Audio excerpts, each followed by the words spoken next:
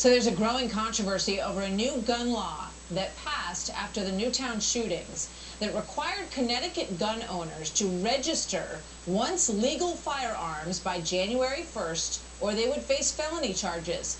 While some folks were late, some people forgot, it seems that others are defying this order on purpose as a matter of principle.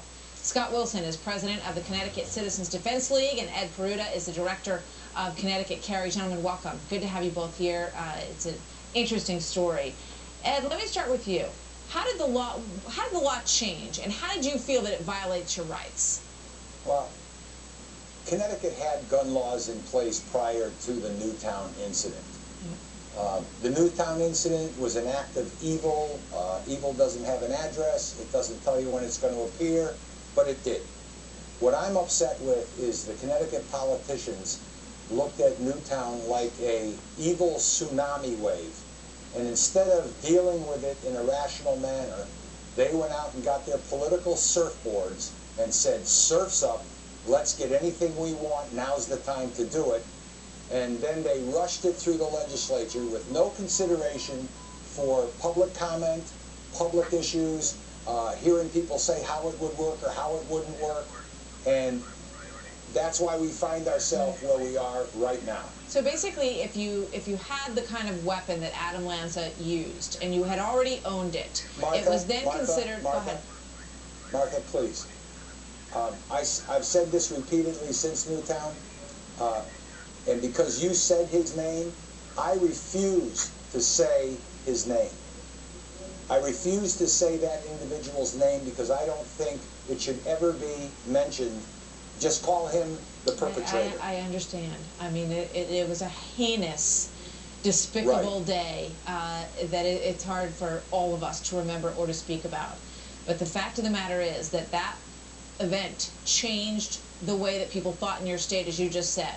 And so people who had legally registered guns that were similar to the one that was used that day suddenly found themselves owning what was now considered to be an assault rifle, and something that they had to register in a new way or face felony charges. And Scott, we watched you at a town hearing before we went to the break stand up and basically tell everybody, you know what, I'm not doing it. Well, you know, first and foremost, our organization, the Connecticut Citizens Defense League, is involved right now in a very hefty case involving litigation against the state of Connecticut with several other plaintiffs and some backing from the National Rifle Association. So we're hoping until the time where things get settled out in the court that cooler heads will prevail throughout this whole entire ordeal, and that the state of Connecticut ratchets back any intentions that they may have regarding the citizens of the state that are otherwise law-abiding citizens. You know, apparently it was somebody else who kind of looked a little bit like you, who we saw in the video, but was shared your sentiments. You know, so talk to me about this act of civil disobedience, Ed, because there's a lot of people who, you know, just didn't sign up, and there's a lot of people who say, you know what, I'm not going to, and somebody may show up at their door and arrest them for that. Martha, I'm a legal investigator for an attorney, Rachel Baird in Torrington, who's a firearms attorney in Connecticut. Yeah.